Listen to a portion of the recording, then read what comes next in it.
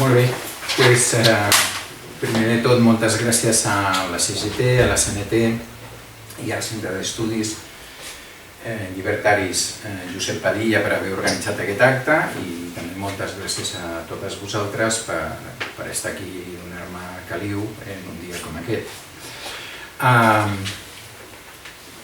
Parlaré de Ferrer i de l'escola moderna, però també parlaré de les conseqüències que això, i com que estem a més en una xerrada organitzada per organitzacions sindicals, crec que també de la influència que Ferrer va tenir sobre les organitzacions sindicals i sobre el seu plantejament en l'educació, o una part del seu plantejament.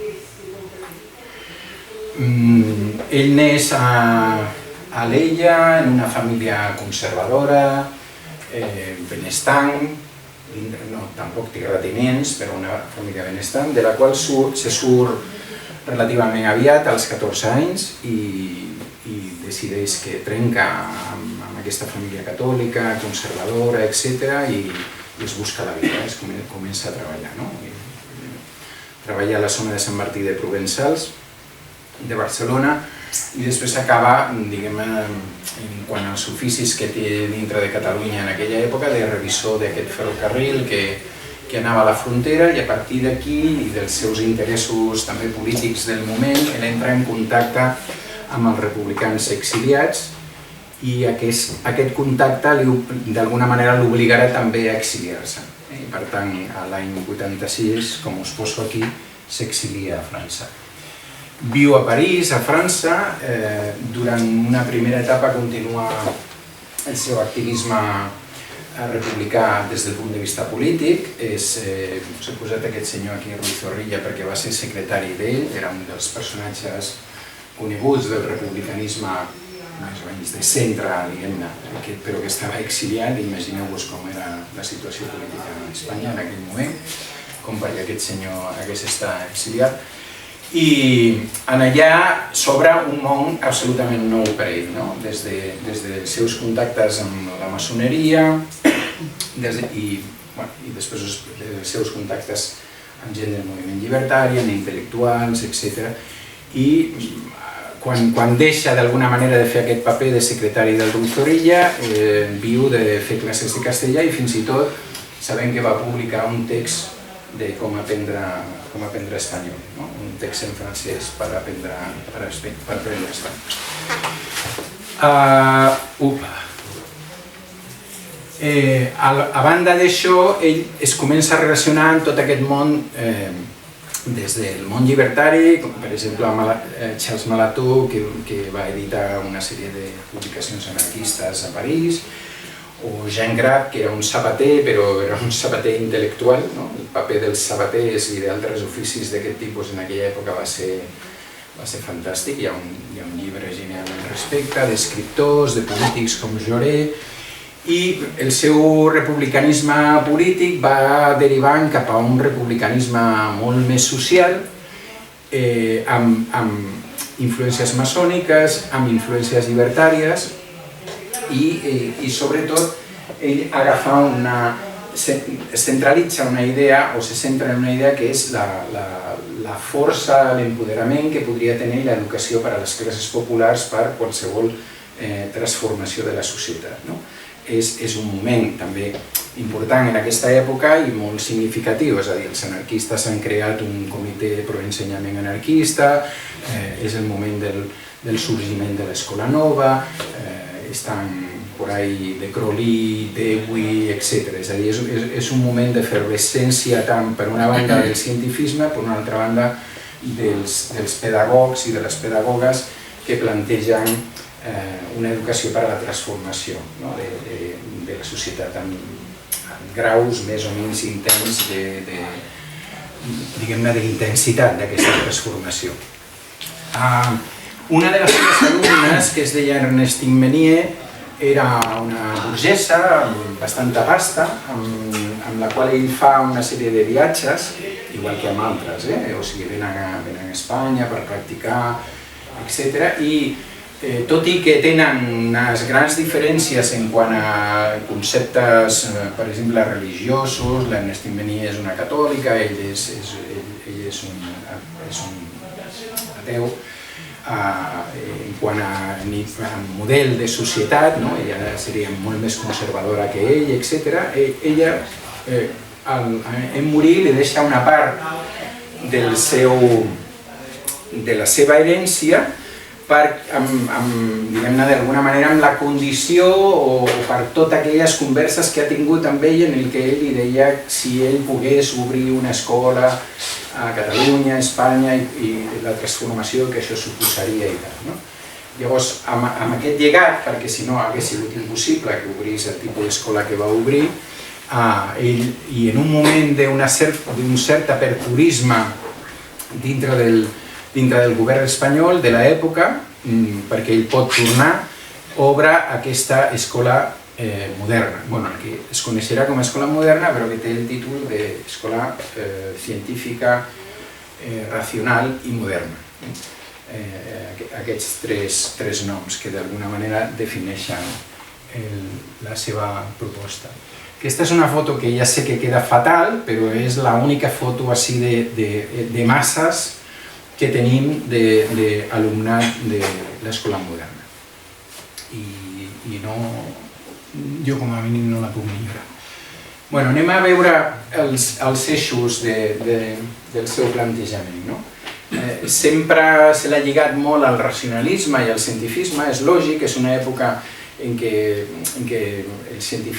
la ciència està demostrant la seva capacitat per canviar coses, per modificar-les, per millorar-les, i per tant aquesta és una època per part de molta gent, no només gent com a Ferrer, que la ciència és una de les grans potències del gènere humà, i així la frase aquesta final que teniu aquí de la ciència com a mestra única i benéfica de la vida. Després nosaltres hem pogut veure que la ciència també pot servir per altres coses, que evidentment és una meravella que la tinguem i que hi hagi científiques i científics que es dediquen a determinades coses, però també en ciència podem fer bombes atòmiques, etc. Tot això.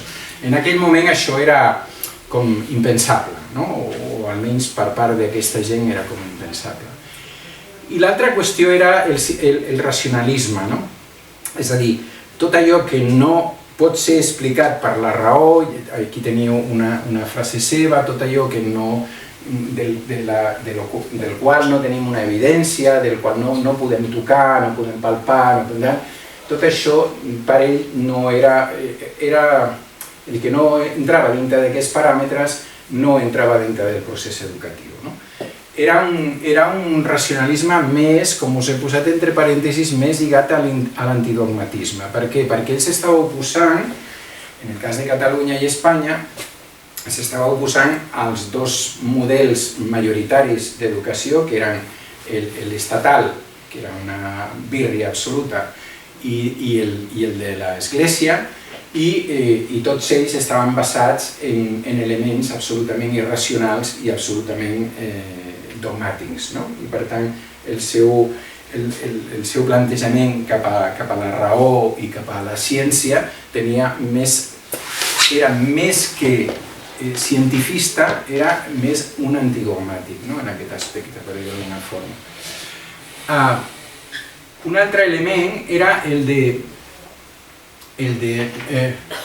la neutralitat ideològica i el compromís social. La neutralitat ideològica, que aquí us he posat una frase de Ricardo Mella, que és un anarquista una mica paral·lel a ell, una mica posterior, que escriu, que no practica temes educatius, però que sí que fa reflexions sobre l'educació, es basava en aquesta idea de que l'escola no ha d'influenciar l'alumnat, és a dir, que el mestre o la mestra poden tenir una determinada ideologia, però no hauria de ser que la imposen, d'alguna manera, o que fan anar a les criatures, perquè sempre, en aquests moments, i respecte de Ferrer, sempre estem parlant de nens i infants, i joves, però ell no va treballar d'una manera directa educació una mica per adults. I fixeu-vos que a sota us he posat una frase del Pere Solà, que és el que millor ha treballat el tema de Ferrer, en què ell diu, però no obstant això, era una pedagogia de rebel·lia. A banda de la frase de Pere Solà, jo us puc explicar que, avançant-me una mica el que veurem després i que alguna gent segur que coneixeu, per sort tenim tots els números del butlletí de l'escola moderna i en aquests números del butlletí de l'escola moderna tenim reflexions dels seus alumnes sobre el paper de la dona a la societat, sobre els diners, una visita que fan a una empresa farinera de Sant Martín de Provençals, es produeix un congrés de ferroviaris a Barcelona i llavors els nanos escriuen als ferroviaris i saluden el congrés, etc. I per tant, es tractava de jo no t'he dit directament el que has de fer, però evidentment sí que t'ajudo a conèixer la realitat quina és, la societat quina és. I per tant, aquesta que podria ser una mica contradictòria entre les dues definicions. Evidentment, l'escola de Ferrer i Guàrdia era una escola absolutament laica i especialment en una societat com la catalana d'aquella època i l'espanyola també, on el tema de la religió catòlica era un tema que formava part del temari educatiu, és a dir, que era una part més del temari educatiu. Al respecte, per exemple, espero que hagin quedat bé, este sempre queda. Al respecte, per exemple, dos dels llibres que manegaven els alumnes a una determinada edat era el de l'origen del cristianisme, que per cert, si el trobeu, us ho recomano, és un filòsof francès que d'alguna manera descobreix totes aquelles coses que el cristianisme diu que són seves i que ja existien en religions anteriors, és a dir, la manca d'originalitat del cristianisme, i aquest, que segurament que no llegeu, que és Patriotismo y Colonización, i aquí al mig diu cuál es la patria de los obreros. Per què? Perquè el laïcisme de Ferrer era un laïcisme també respecte de l'Estat.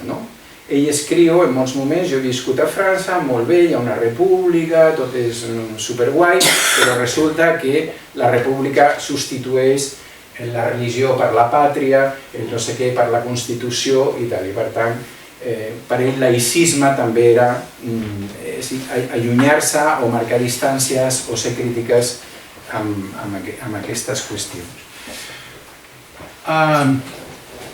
Aquesta seria la part que més l'aproparia, encara que de les influències que estem veient hi ha algunes que són clarament llibertàries, aquesta seria la que més el lligaria, perquè la pedagogia llibertària es va declarar com una pedagogia integral i es coneixia com a educació integral en aquesta època, que Paul Robin, Bakunin i altra gent estava dient o estava reflexionant i fins i tot algunes experiències parlaven d'educació integral. Entesa en aquesta doble dimensió, per una banda, ha de ser una educació que serveixi per al desenvolupament de totes les facetes de la personalitat humana, per tant, no és un tema només de coneixements, és un tema en el qual intervenen les afectivitats, les sensibilitats, l'educació sexual, etc.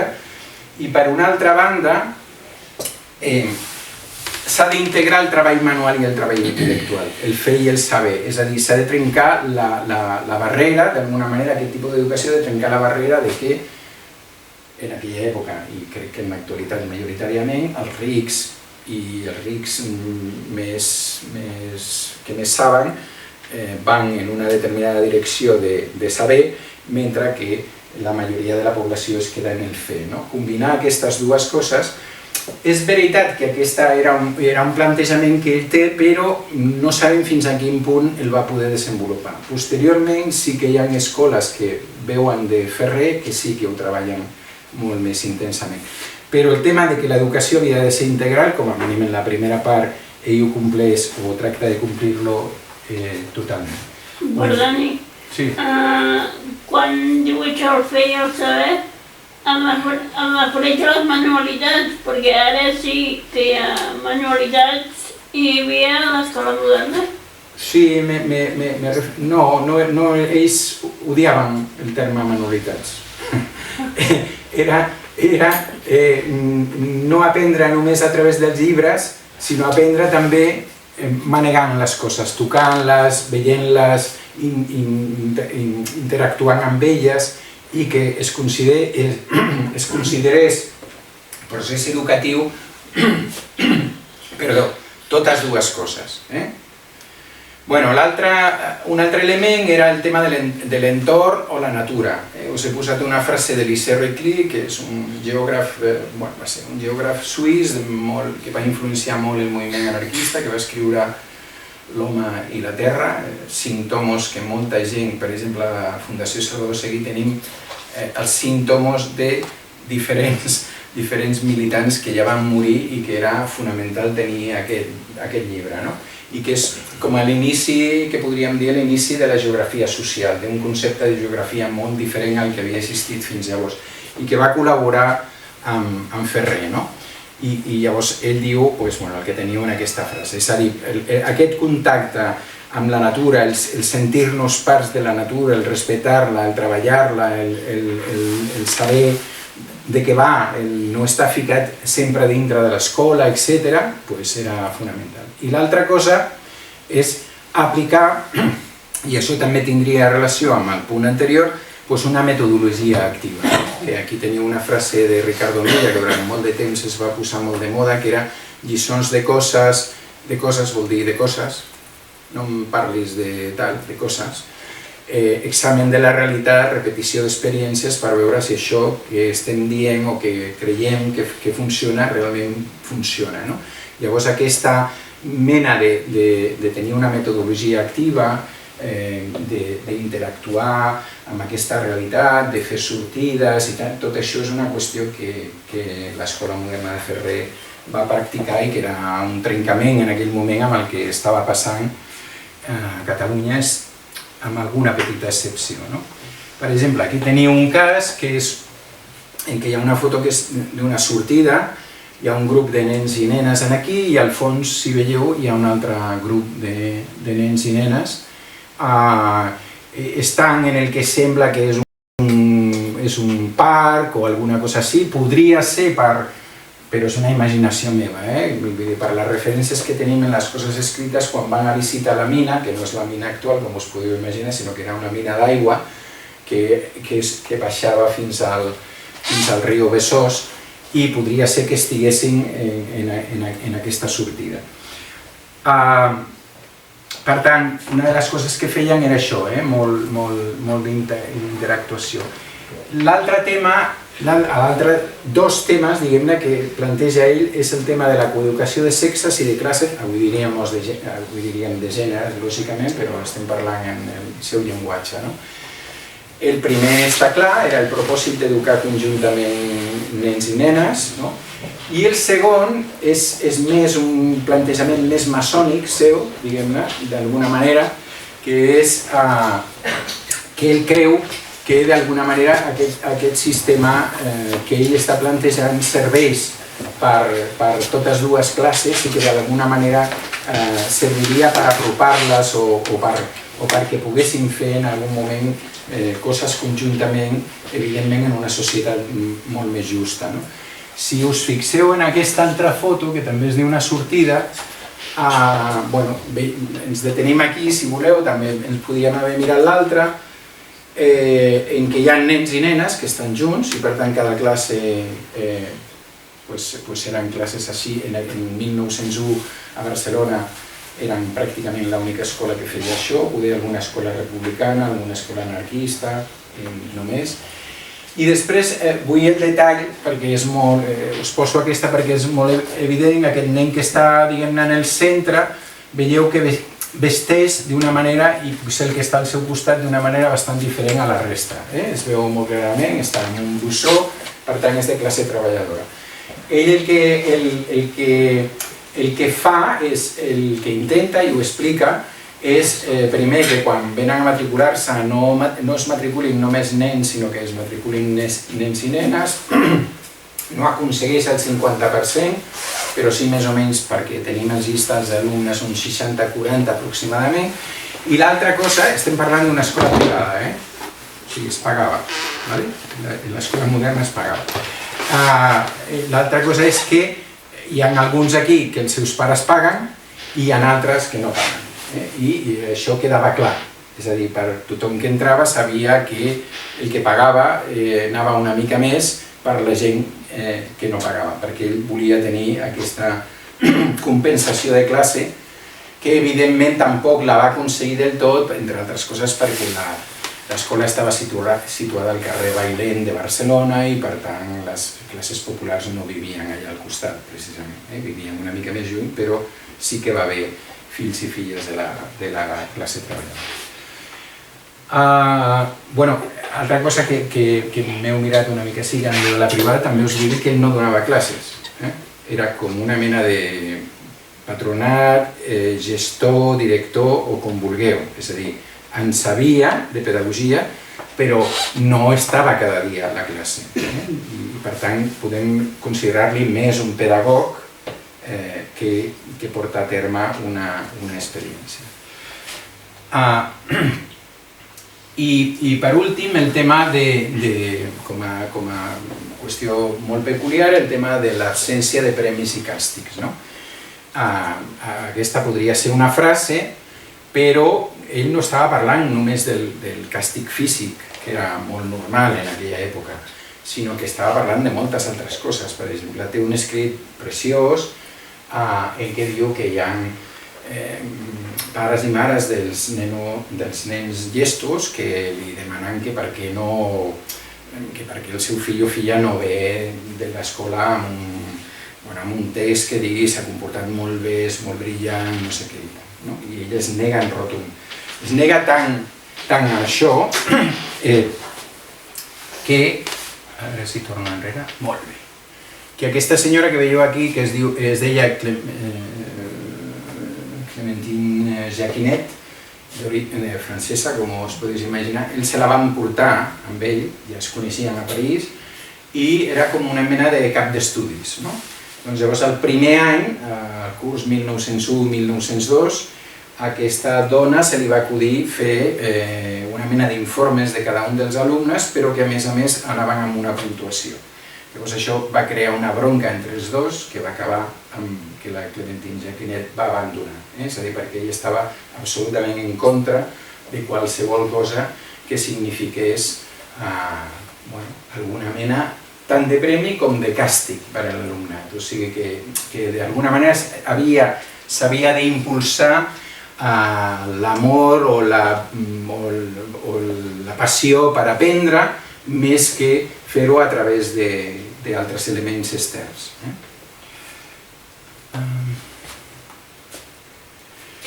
Quan tanca l'escola moderna? L'any 1906, arrel d'aquest atemptat de Mateu Morral als reis, rei i reina que s'acabaven de casar, que no encerta per cert, i Mateu Morral era fill d'un industrial sabadellenc que abandona també la seva família, es lliga a l'anarquisme i, entre altres coses, havia estat bibliotecari de l'escola de Seguí. Evidentment, com us podeu imaginar, les classes dominants, l'església, etc., estaven molt en contra del que feia Seguí i aquesta va ser una qüestió magnífica. Llavors es va fer com una mena de trama, perquè és evident que quan Mateu Morral se'n va anar cap a Madrid no li va dir a Seguí què volia fer, però sí li va demanar una sèrie de contactes i Seguí els hi va donar. En seguir aquestes pistes, no Seguí, en seguir aquestes pistes, van dir, el Nàsquens, l'altre, tots són col·legues de Seguí, per tant aquí a darrere està Seguí. Llavors va ser la primera vegada que li van portar a presó, ja una vegada en Espanya, i en principi hi havia una petició de la Fiscalia de pena de mort. passar-lo per el tema militar, perquè ja afectava als reis i tot això. Va haver una gran campanya europea perquè Seguí formava part de la Lliga de Lliurepensadors, era secretari en concret, i llavors el govern al final va decidir deixar-ho córrer perquè tampoc tenien les proves en aquell moment, i ell va tornar però ja no va poder obrir, a partir d'aquesta circumstància no va poder obrir la seva escola. Però és que l'obra de Seguí no s'acaba amb l'escola, i jo crec que és la gran rellevància de Seguí, perdó, de Ferrer, vaya, los tengo cruzados. Sí, una cosa molt interessant que després s'ha fet en altres escoles i en altres coses, i per exemple Piaget era molt partidari i altres, era això, el fer un butlletí de l'escola. Aquest butlletí tenia, diguem-ne, com dos tipus de contingut. Un era el contingut del que ell escrivia sobre les seves tesis de pedagogia, etc. I les cartes i notes que ell fa amb altres pedagogs i altres activistes de l'època. Per tant, si us apropeu això, es pot consultar, i que a més hi ha un llibre, en un dels llibres de Pere Solà reprodueix bastants coses, doncs allà trobareu que ell té correspondència amb Dewey, el pedagog nord-americà, té correspondència amb de Crowley, el pedagog belga, té correspondència amb Kropotkin, té correspondència amb Reclus, etc. Per tant, tenim una cosa, diguem-ne, com una part, diguem-ne, entre cometes, com per adults, que estan reflexionant sobre la pedagogia en aquells moments a Europa, els diferents factors, com ho fas tu, com ho faig jo, per què és important fer aquesta cosa i tal. I després l'altra part, la revista tenia una altra part que era la que feien els alumnes. I aquí és on veiem d'alguna manera les qüestions pràctiques que estan fent els alumnes. Aquestes reflexions, com us deia abans, sobre el paper de la dona, sobre els diners, sobre com ha de ser la societat, sobre per què les diferències de classe, tot aquest tipus de coses que ens dona moltes pautes del que evidentment es reflexionava dintre de les classes. La segona qüestió que també fa, per tant seria la primera, la segona, la tercera, és crear una editorial.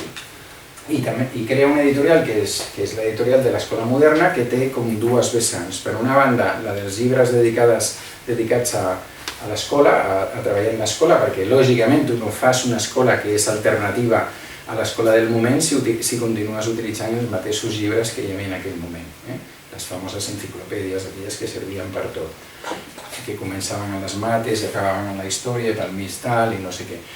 I llavors un exemple, perquè és molt divertida i molt interessant, i si alguna vegada la podeu llegir, està superpublicada i traduïda al català i tal, són les aventures de Nono de Jean Grave, que era com una mena de llibre d'ètica, per dir-ho d'alguna manera, de reflexió. Nono era un nen que vivia en la realitat, però que tenia un món paral·lel, que era el món de l'utopia. I llavors aquest llibre, que va per capítols, el feien servir per fer reflexions en funció de determinades coses que havien pogut passar en aquell moment. I després ell té l'altra part, que és en la qual participa, per exemple, Reclus, que escriu per ell, o altra gent, que és, diguem-ne, com una mica... encara continuo aquí. Fixeu-vos, les ciències naturals se les fa Odon de Buen, que és un senyor que també us dic que busqueu, és un gran científic, un dels biòlegs més interessants. Ara, recentment, Espanya ha fet un vaixell que va a l'Antàrtida que li han posat el nom, i no perquè era amic de Ferrer, com us podeu imaginar, sinó perquè va ser un gran científic de les ciències naturals que va haver de fugir d'Espanya, lògicament, i que va acabar sent catedràtic a una universitat de Nova York, un científic molt reconegut als Estats Units, etc. I, per exemple, el botiquín escolar estava escrit per el Martínez Vargas, que era també catedràtic de la Facultat de Medicina en aquell moment de Barcelona. És a dir, ell es va envoltar de tota una sèrie de personalitats científiques progressistes que portaven els seus fills a l'escola, en molts dels casos, i amb els quals ell tenia una relació molt directa i una gran col·laboració. Però també podia haver llibres com aquell, que és un llibre antimilitarista, i aquí us he posat l'anunci de les publicacions de l'Escola Moderna. És a dir, l'Escola Moderna publicava tant per adults i evidentment les publicacions per adults tenien un contingut clarament alternatiu, etc. I per nens i nenes i també tenien aquest mateix contingut. Per exemple, ell té una relació i a més d'això fa una quarta cosa que és el que podríem dir la creació d'una, o l'intent de creació o creació, perquè abans de morir ja ho tenia més muntat, d'una xarxa d'escoles. Xarxa d'escoles que algunes d'elles també es deien escoles modernes, altres es deien escoles llibres o lliures, etc., que comencen a treballar amb els seus llibres o a practicar metodologies que ell també utilitza i altres. I al mateix temps un procés d'extensió cultural que consistia en fer uns diumenges en què tant es podien fer xerrades de científics o científiques explicant qüestions i tractant de posar-les a l'abast de la gent, com s'explicaven conflictes de treballadors i treballadores, etc. O sigui, això tenia un nom que ara no me sortirà, els diumenges culturals, los domingos culturales, una cosa per l'estil. Aquí el veieu, el Modón de Güell, que ja us he parlat, i aquí, per exemple, la seva relació amb un dels personatges més interessants de l'anarquisme en aquella època, que és Anselmo Lorenzo, que diguem-ne que Ferrer i Guàrdia és el del canutier i Anselmo Lorenzo és el senyor de la barba que està al seu costat. Anselmo Lorenzo era linotipista, per tant, Anselmo Lorenzo diguem-ne, dissenyava d'alguna manera molts dels llibres que després es feien per a l'escola moderna. I a partir d'aquí és fonamentalment el seu lligam amb el moviment anarquista, amb el moviment llibertari de l'època. Al punt que Ferrer i Guàrdia subvenciona la revista de Solidaritat Obrera, que era la Huelga General. Aquí arribem ja a la Setmana Tràgica, que me la saltaré així una mica perquè se suposa que us l'han explicat a l'institut i tal.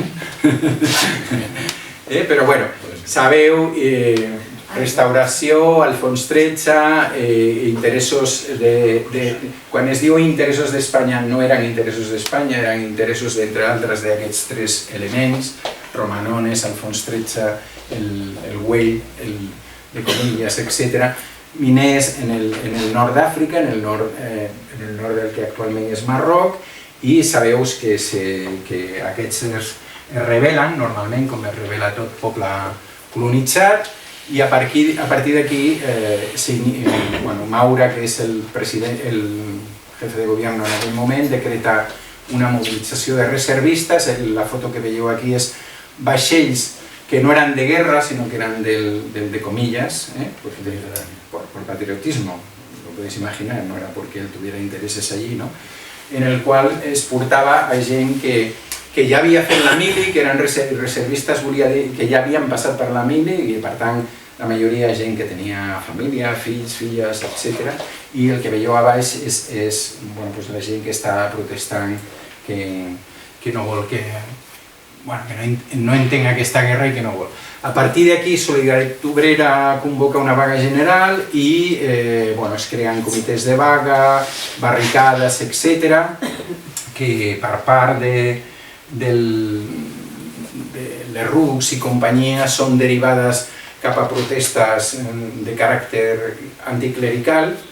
No era realment l'objectiu de la mobilització, però aquestes coses passen i com que la gent estava molt cabrejada també contra l'Església Catòlica i demés, coses que passen quan tal. I, evidentment, aquest moviment va ser fortament reprimit, amb milers de persones posades a Montjuïc, preses a Montjuïc i tal. Aquests 4 personatges que veieu allà eren 4 persones destacades de Solidaritat Obrera del comitè de vaga que també van ser ajusticiats i que normalment els oblidem, i jo he volgut que com a mínim surtin a la foto. I a l'altre, aquí teniu a Ferrer, detingut, i amb el seu número de tal. També us recomano, perquè a més està penjat per internet, que mireu el judici, que us baixeu el judici a Ferrer, perquè és molt interessant, perquè com una persona que és atea pot estar en 3 llocs a la vegada. És superinteressant, és a dir, entre les acusacions creuades li fan estar en Alella, en una població entre Alella i Barcelona, i en Barcelona pràcticament a la mateixa hora, però no importava perquè la cosa estava clara, aquesta vegada no se'ls escapava, i l'acusació també és absolutament pueril, perquè suposadament Ferrer ha incitat, els alumnes de Ferrer podien tenir 14 anys, una cosa així, però no obstant això, segons l'acusació militar, els alumnes de Ferrer havien incitat a través dels seus alumnes a aquesta revolta social. I serà afusellat el 13 d'octubre de 1909 a Montjuïc. I el que teniu aquí són 2 representacions, una d'una publicació italiana i una altra feta per un artista francès. Bueno, la cosa podia haver quedat aquí. I ara és quan ve la segona part. O sigui, en primer lloc, va haver una gran repercussió internacional, tant abans que l'afusellessin com després. Com veieu, hi ha manifestacions a França, a altres llocs d'Europa i també a Espanya.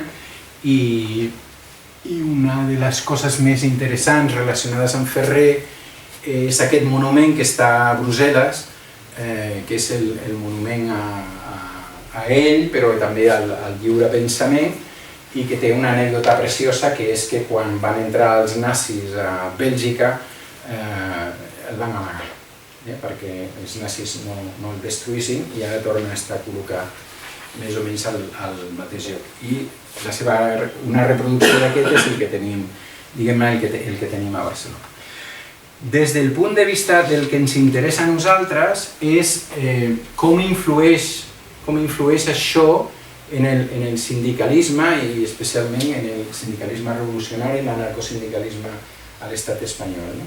I ho veiem en aquests congressos. Us he posat el congrés del 1910, feia un any que havien afusellat a Ferrer, 1918, aquests de Catalunya, el 19 i el 36.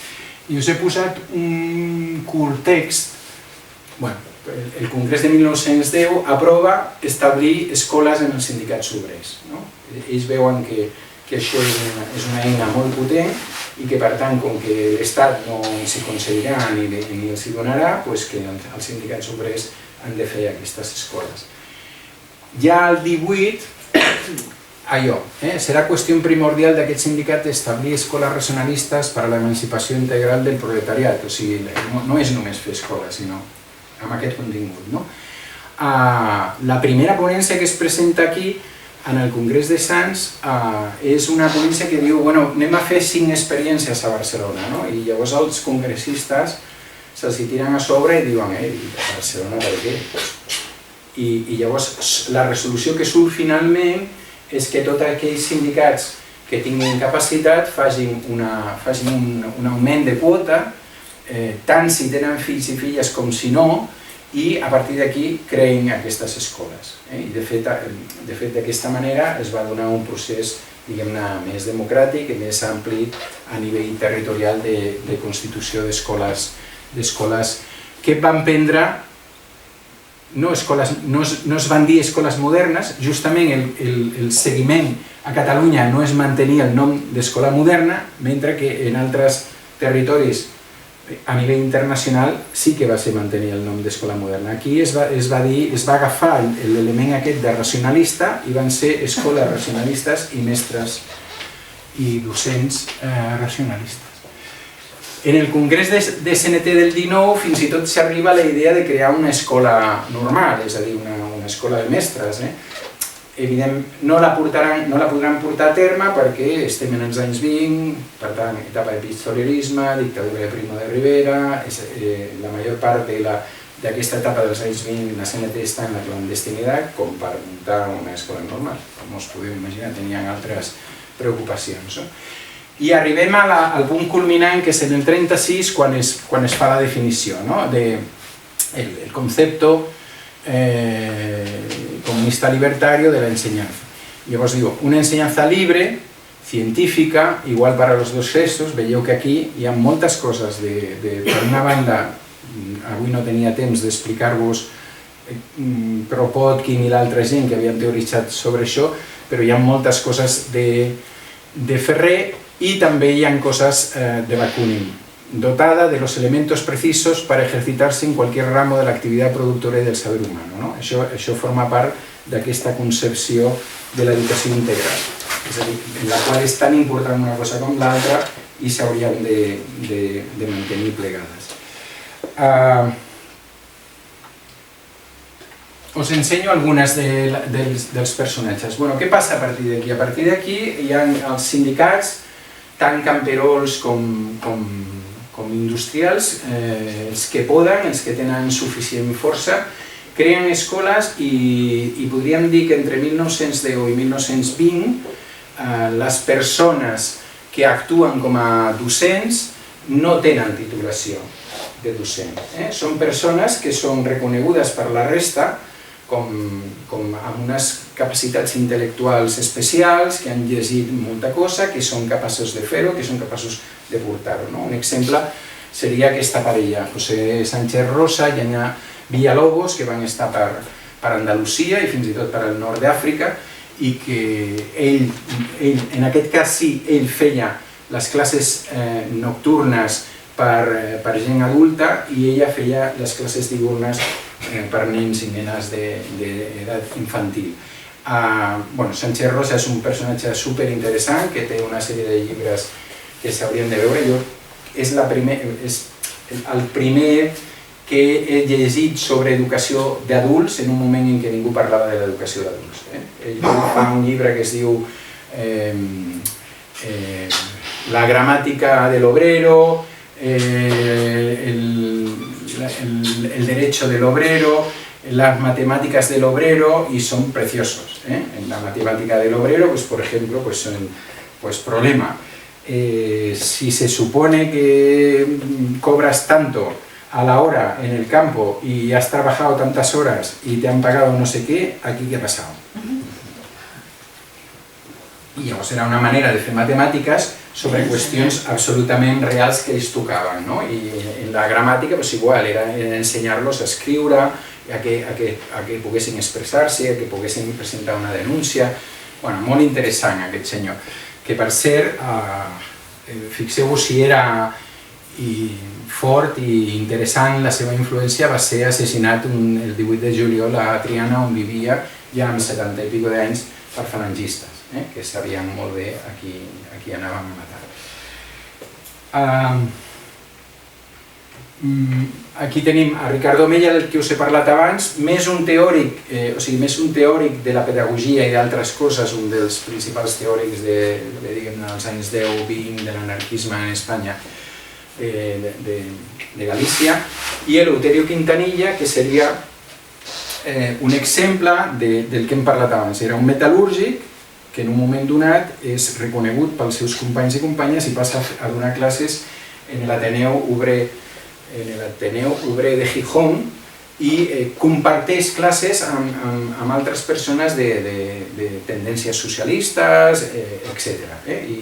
I ell feia classes, és absolutament reconegut, al punt que en aquests moments, si entreu també en internet i busqueu el grup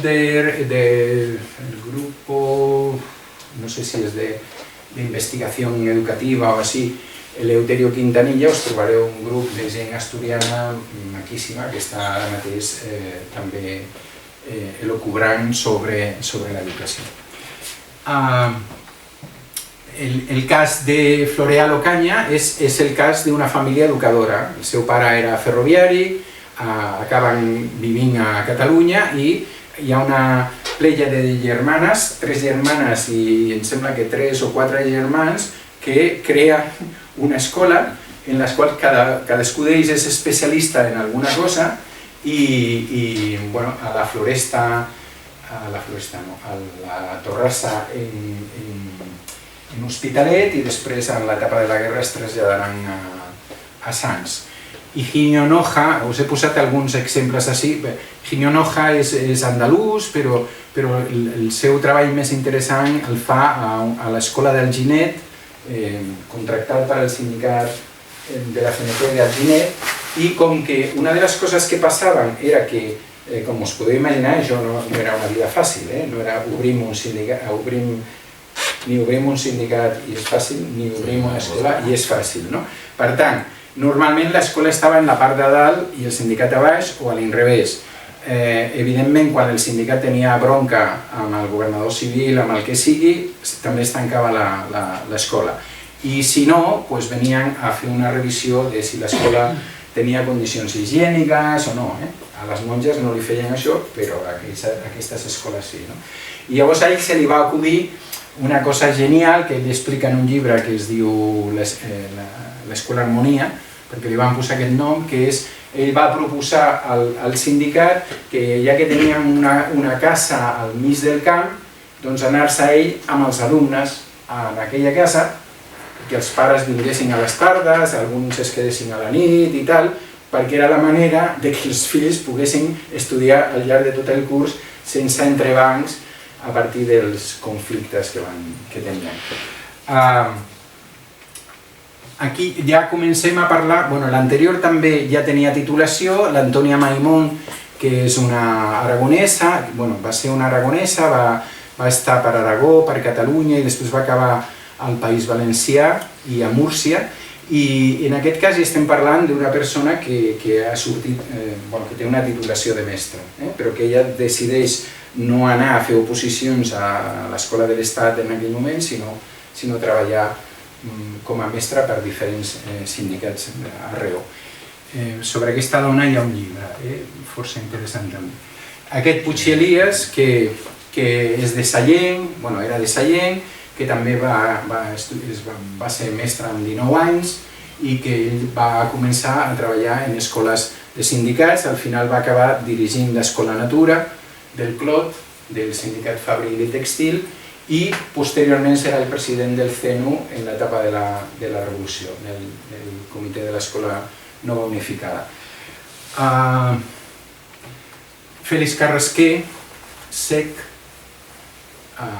i professor, mestre de l'Escola Reclús a Barcelona. Després se'n va anar a Aragó durant la Guerra Civil. En la Guerra Civil va fer potser l'experiència més interessant amb una de Tàpia a Barcelona d'això de conjugar, fer l'Escola de Militantes de Monzón, sobre la qual ell mateix té un llibre, que va ser una de les experiències més reixides, diguem-ne, en aquest nivell. I així arribaríem al CENU en la Revolució, que no entro en aquest tema, diguem-ne, el que estic treballant ara i que si no, no acabem, no entro en aquest tema, però que és evident que el CENU, quan es planteja i quan surt el decret del CENU, hi ha moltes coses que es diuen en la declaració. Mira, podria haver posat una part de la declaració perquè veiéssiu que signa el president Companys i que evidentment no són paraules de Companys, no? És a dir, és la gent, diguem-ne, els mestres i les mestres de la CNT les que estan d'alguna manera imposant aquella manera d'entendre la pedagogia que s'hauria de practicar. I acabo, vaig acabant amb exemples, per exemple, internacionals d'escoles racionalistes o d'escoles modernes, perquè veieu que això va anar molt més lluny. Això seria Sao Paulo, i aquesta és molt curiosa perquè no sé si l'observeu molt bé, però aquest és Ferrer. Porten aquí, tenen un dibuix de Ferrer i aquesta és una escola a Detroit.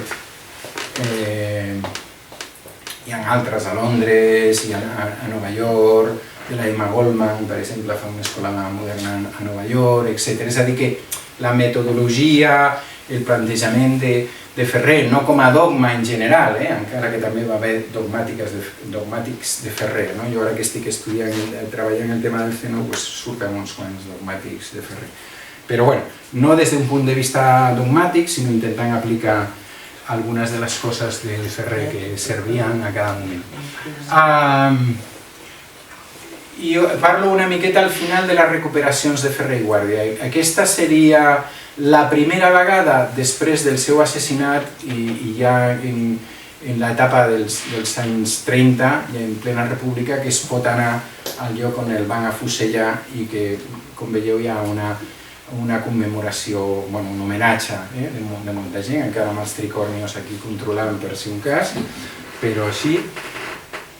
Aquesta foto que m'encanta i que sempre que la poso explico que no tinc ni idea d'on és, però que me la vaig trobar buscant, i que pot ser de qualsevol població de Catalunya o d'Espanya, parece d'Espanya per calle D, i que aquí una gent ha pintat calle de Ferrer i Guàrdia. No sé si estem parlant dels anys 20 o dels anys 30, però és evident que la gent sabia o li havia arribat d'alguna manera i que, per tant, aquell personatge s'havia de reivindicar i se li havia de posar un carrer i no calia esperar que l'Ajuntament digués res, que ells ja ho pintaven i ho col·locaven. Una de les reivindicacions més interessants o de les recuperacions és aquesta placa que teniu aquí, que es va destrossar després, que és la que se li va posar a l'any 36. Aquesta placa que veieu que diu fundador de l'Escola Moderna, afusellat per la causa de la llibertat.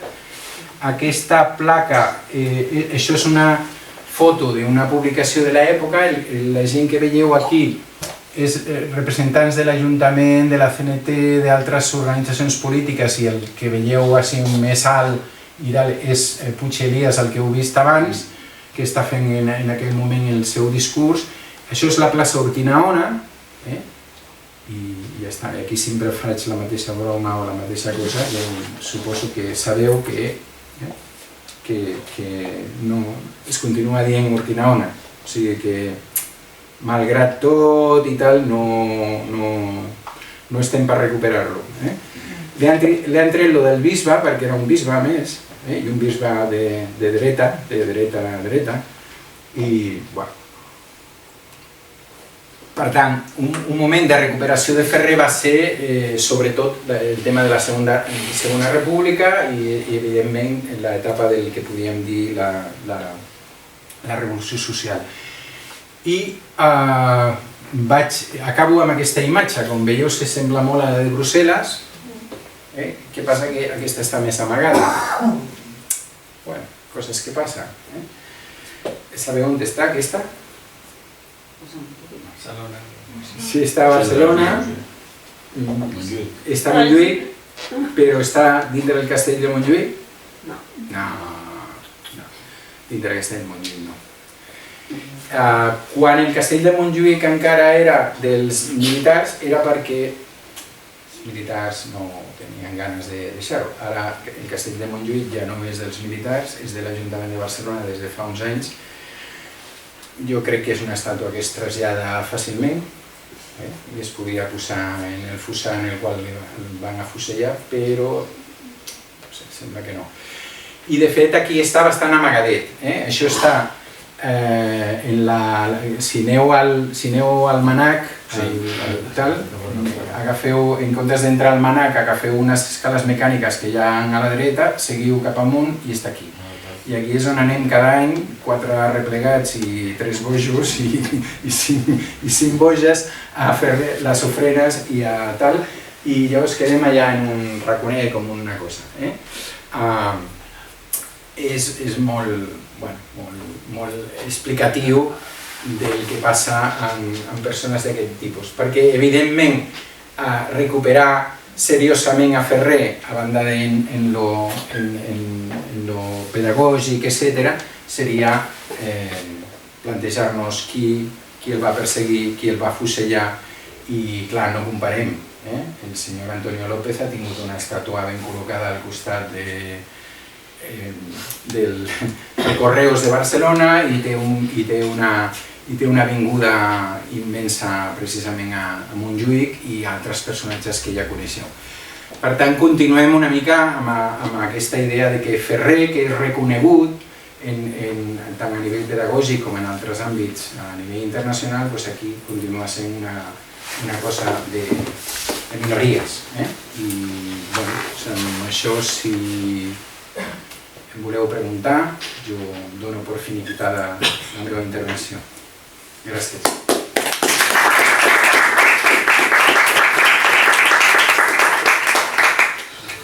Perdona, a l'Antonio López aquest que has comentat a l'última hora, ja se m'ha escapat, no sé si t'ha relatat, qui era? El güell. Bueno, todos eran López y tal, emparentats en la família... Emparentat amb els Güells, Marquès de Comillas, exactament. Per tant, si tu vas a Montjuïc trobaràs que hi ha una avinguda del Marquès de Comillas i a Terrassa i tal, i en canvi ell va ser un dels que va patrocinar que se'l perseguís i va posar els vaixells per anar a Àfrica i tot això, i en canvi aquest el tenim allà amagadet en un bosquecillo. Encara els que defensaven l'església, o sigui, l'escola tradicional de tota la vida catòlica. Bueno, i sobretot defensaven els seus privilegis i per tant mai no els ha agradat que la gent pensi per si mateixa i sobretot que pensi que poder els privilegis que tenen estan aconseguits a base de l'esclavitud o d'altres coses, perquè aquests van ser negrers en concret, com tants altres de la burgesia catalana.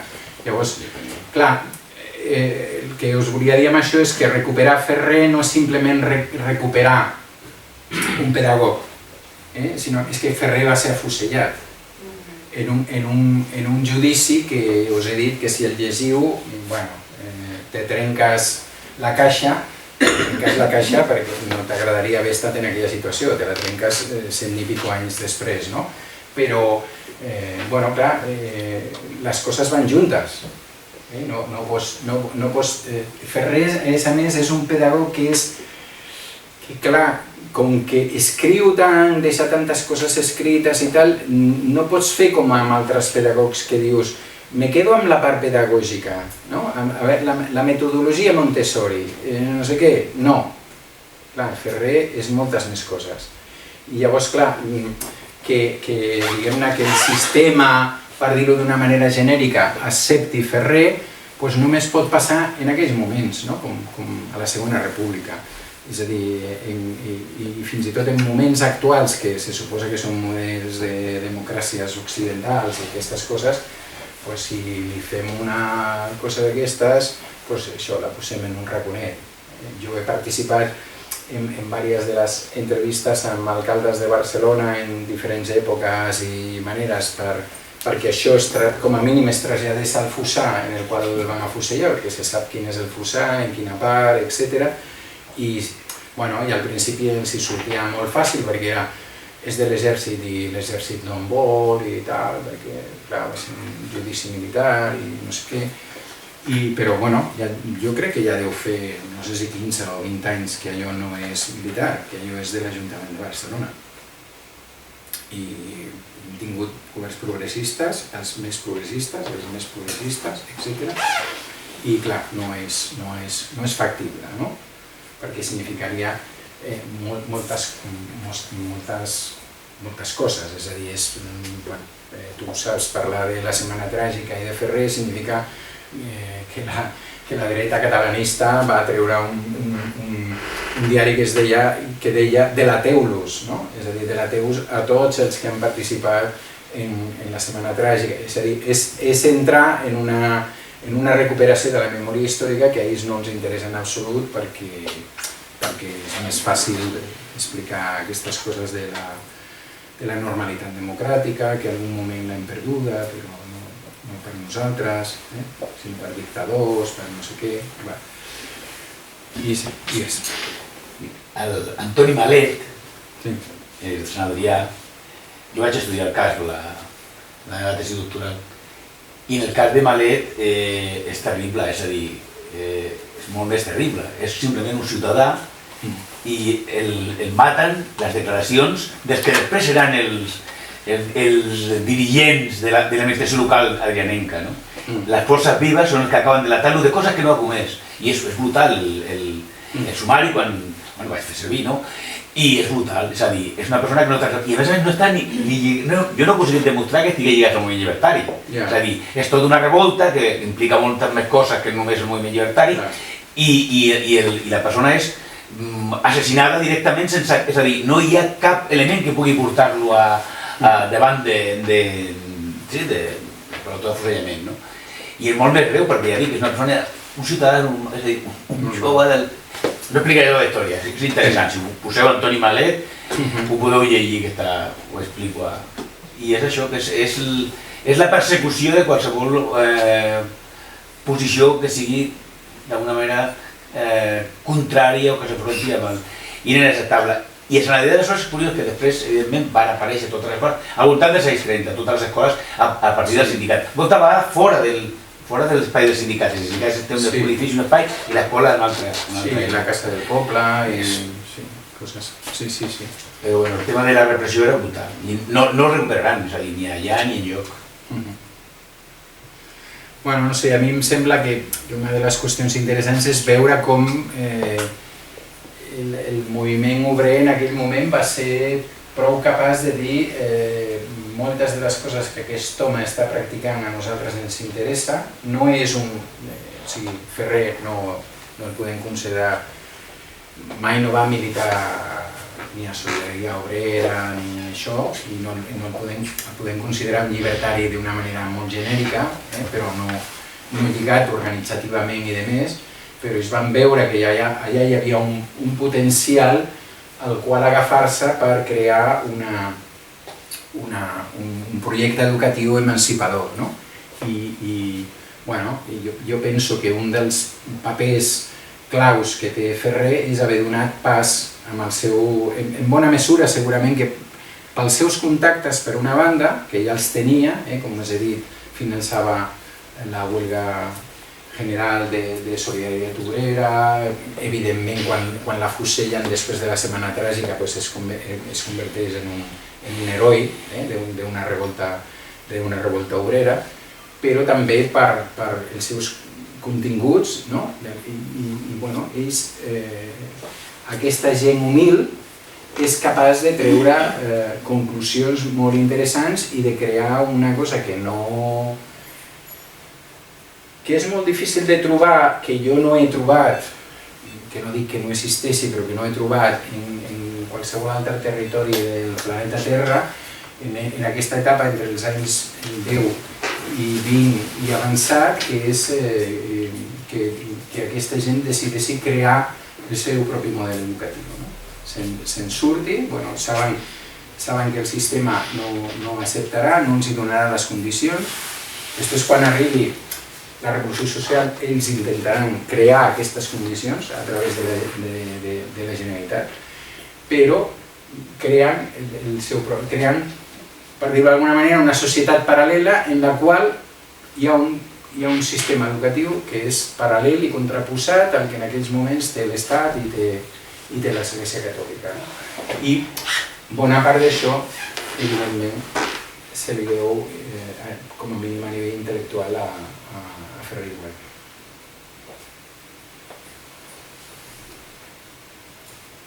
Emili, et volia fer un aclariment, perquè quan has posat aquella foto deies que no sabies d'on era, del carrer... Sí. Sembla que és de Valladolid i que ho Toma, vas posar... Sí, l'has trobada? Ho he trobat... En un Google Lens d'aquesta? Sí. Ja, veus, jo no he fet això. Jo, potser s'ha inventat una altra persona. No, està bé.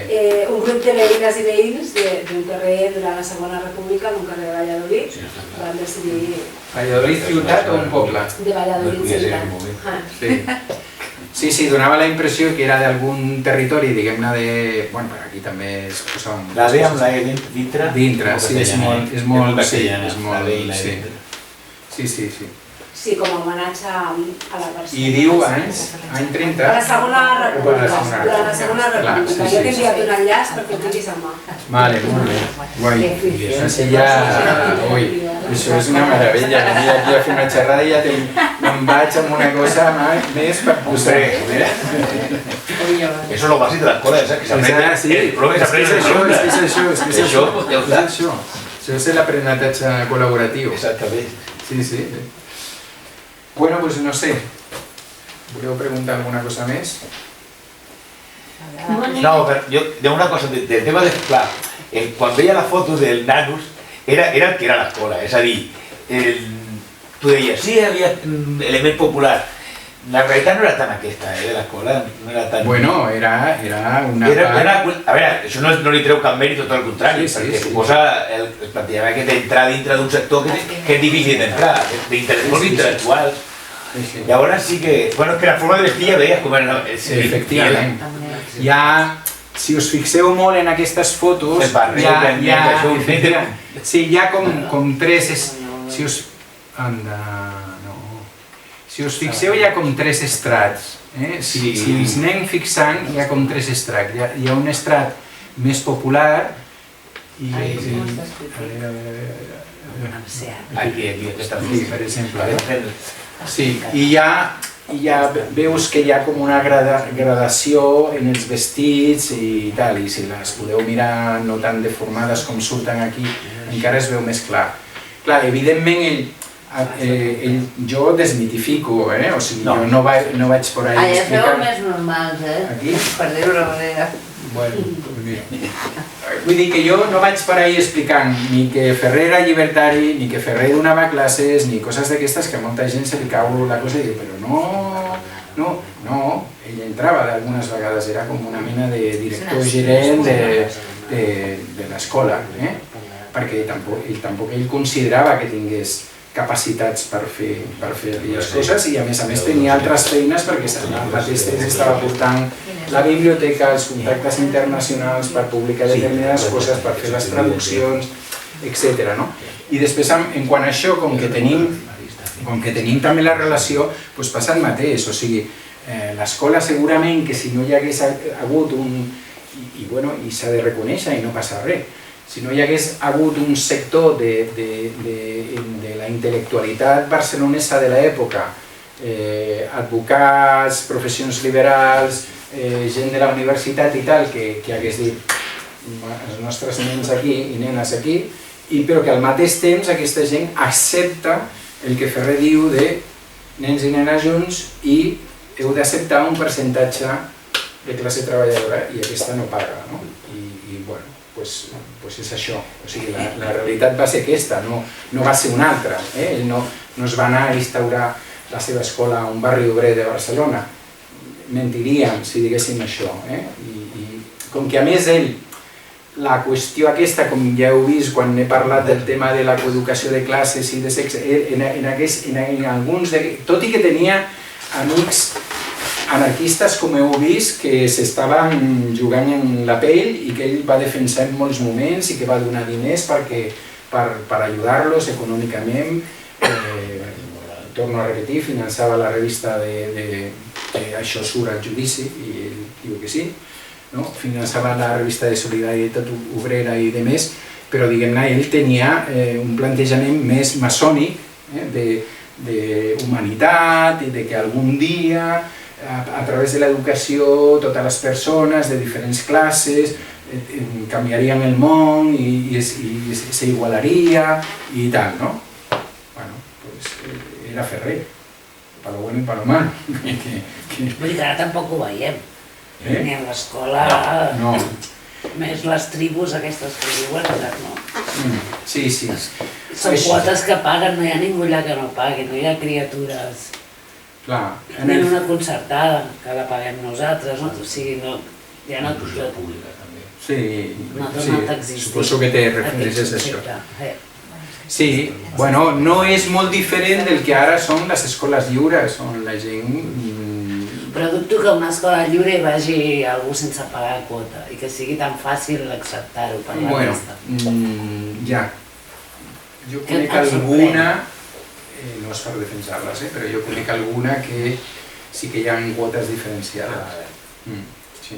Suposo que hi ha de Sants, no? Sí, la de Sants, estic parlant, si la tenim allà al costat. I sí fan quotes diferenciades en funció dels ingressos dels pares.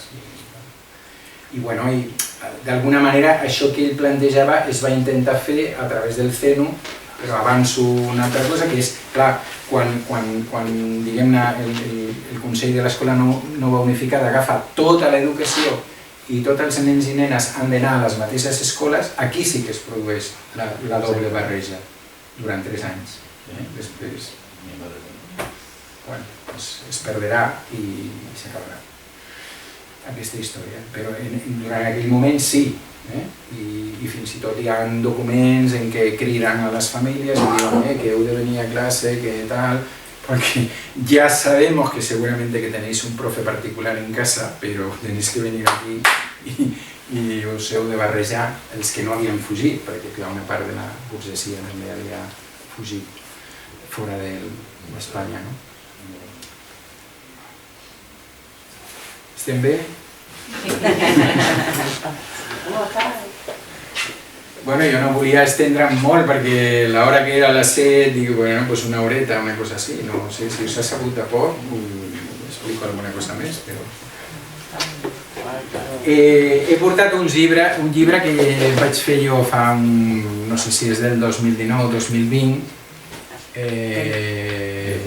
molt baratet, i que fa un repàs d'això mateix que us he explicat, però també del principi de la pedagogia llibertària a nivell europeu i demés, i també avança més en el CENU.